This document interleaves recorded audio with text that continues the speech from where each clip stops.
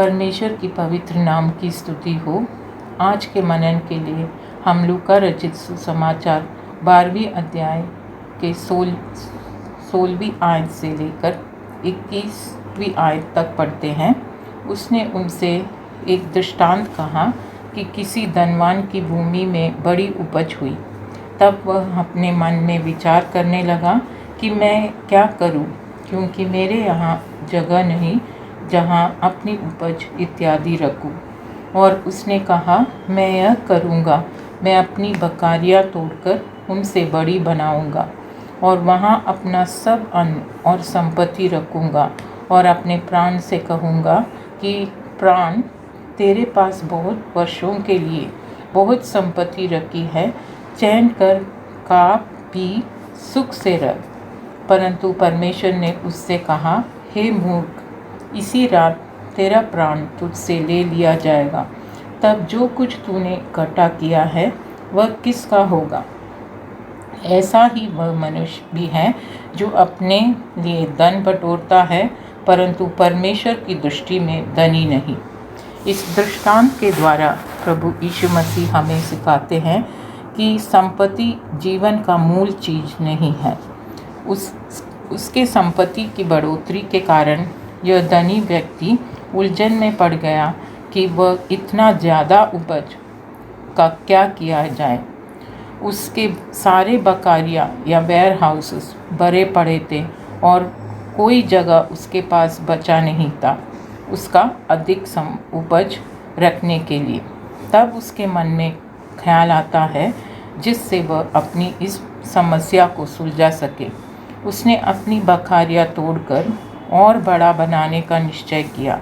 वो अपनी इस फिजूल के खर्च से और परेशानी से बच सकता था यदि वो अपने अड़ोस पड़ोस के ज़रूरतमंदों को अगर देखते और अपना अधिक उपज भूखे लोगों में बांटते, लेकिन वह ऐसा नहीं करता है। उसके नया बकारियाँ तैयार होने के बाद अपनी सारा अन्न और संपत्ति उसमें रखता है।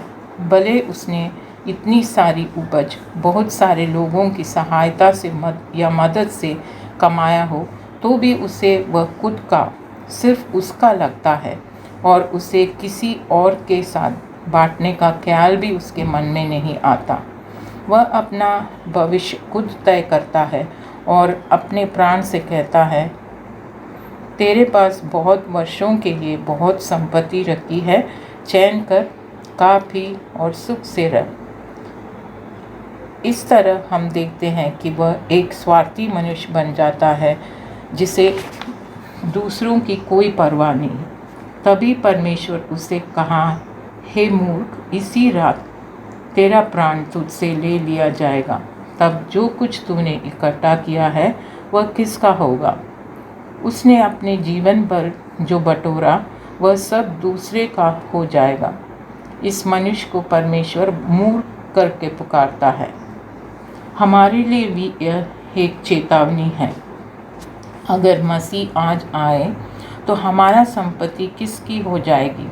इसलिए बेहतर है कि हम जो कुछ परमेश्वर ने हमें दिया है उसे उसकी महिमा के लिए उपयोग करें, ताकि कल को जब हम इस दुनिया में नहीं रहेंगे तो वो सब किसी गलत हाथों में ना पड़ जाए।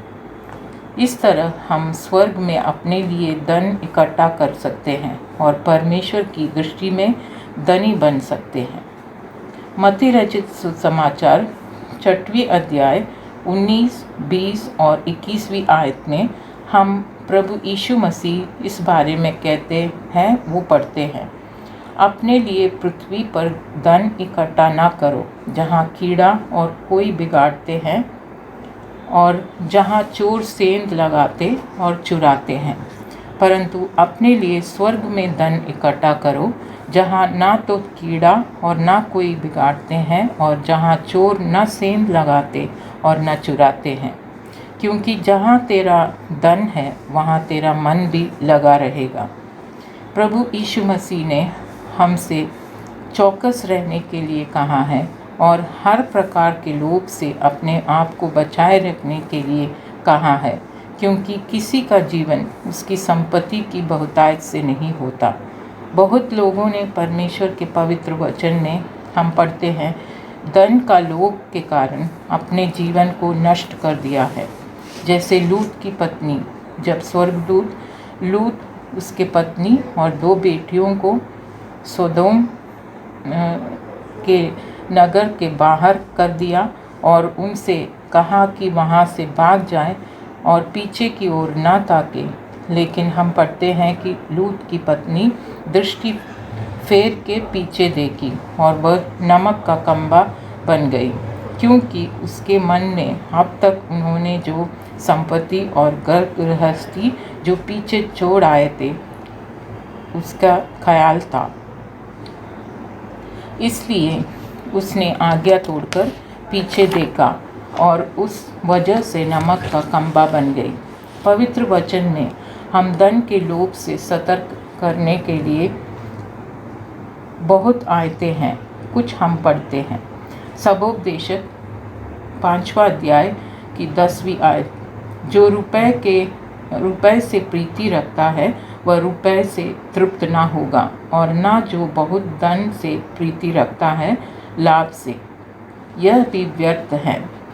1 तीमुथियुस 6वां अध्याय 9वीं और 10वीं आयत, पर जो धनी होना चाहते हैं वे ऐसी परीक्षा और फंदे और बहुत सारे व्यर्थ और हानिकारक लालसाओं में फंसते हैं, जो मनुष्यों को बिगाड़ देती हैं और विनाश के समुद्र में डुबा देती हैं।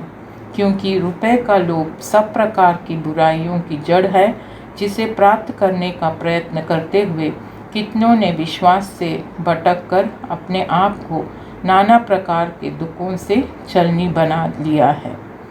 एक विशेष बुराई जो रुपए के लोभ से होता है वो यह है कि हमें हमारी मसीही विश्वास से भटकाते हैं।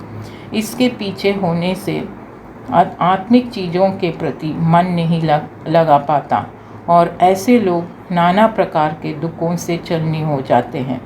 इसलिए प्रिय बहनों, हमें सतर्क रहना है, अपने आने वाली पीढ़ी के लिए अधिक प्रार्थना करना है। हमारे बच्चों को भी इस धन का लोभ से बचा कर रखना है, ताकि वे आत्मिक चीज़ों में रुचि रखें और प्रभु की दृष्टि में धनी बने। हम उनके सामने नमूना बने और हमारा स्वभाव लोभ रहित हो। जो अपने पास है वो प्रभु का दिया हुआ है, उसमें संतुष्ट रहे, क्योंकि प्रभु का यह वादा है कि मैं तुझे कभी ना छोड़ूंगा और ना कभी तुझे त्यागूंगा। जय मसीह।